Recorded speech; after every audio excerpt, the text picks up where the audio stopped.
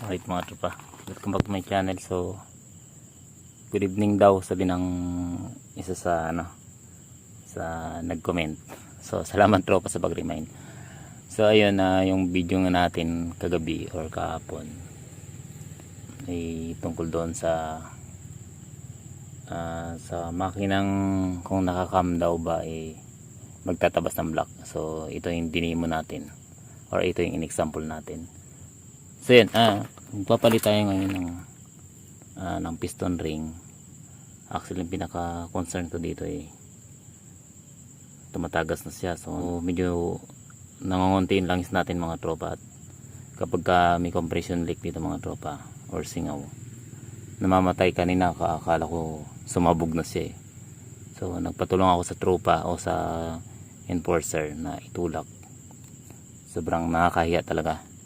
Anyway, finally nabigyan na din natin ng time, at kailangan bigyan talaga ng time, baka walang ma-service bukas mga tropa paghatid sa mga bata.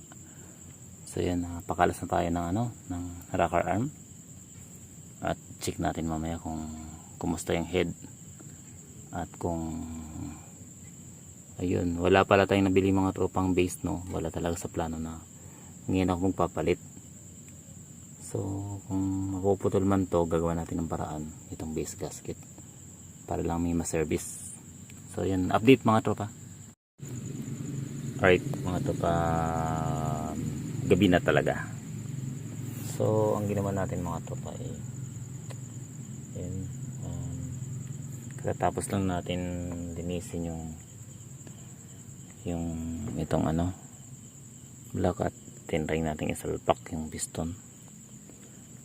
So may mga ginawa pa tayo, nagbawas tayo ng compression, yung semi-doom nagbawas pa tayo para mas mababa, dahil na double check natin mga tropa sa antaas, grabe, napakataas. Ewan ko ba ba't hindi ko na check agad nung una. Basta mga tropang mataas yung compression, hindi talaga sa pan service.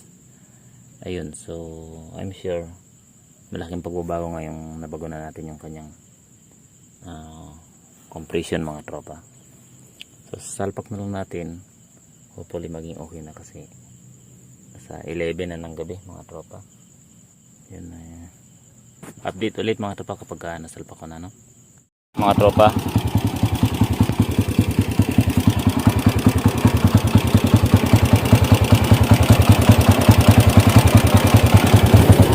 So yan mga tropa, wala ng usok. Yan, medyo shortcut video na tayo. Yan mga tropa, shortcut video na tayo kasi gabing-gabi na talaga kagabi na huminto, hindi natapos kundi gabi na tayong huminto, parang 1:30 na ata. Ayun, medyo madami tayong ginawa. Actually tinry ko na magpalit ng cam ito, lang to mga tropa, 6 pin 4.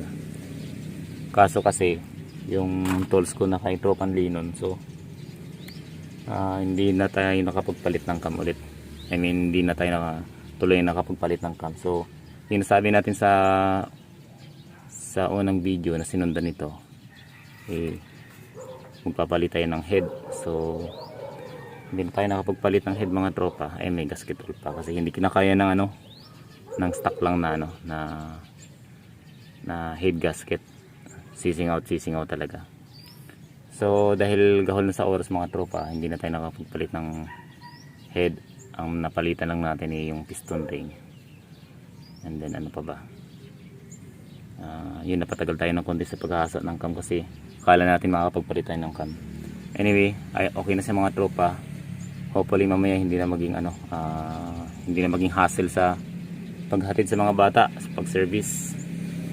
Well, siguro mga tropa, yung takaw babawas ng konting-konti lang kasi yung dome ng piston binawasan natin.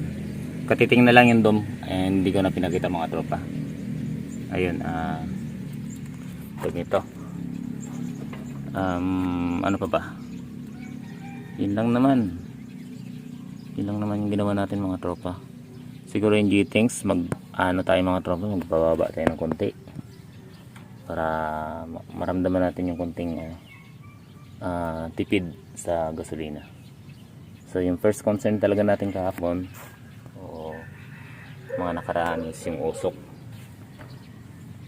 na matako pa. So mahalaga na bawasan yung usok or nawala yung usok, yung takaw magjijiting sa'yo ng konti or magda-down G tayo mga tropa para mas maramdaman natin yung tipid. Siya nga pala mga tropa, makapansin nyo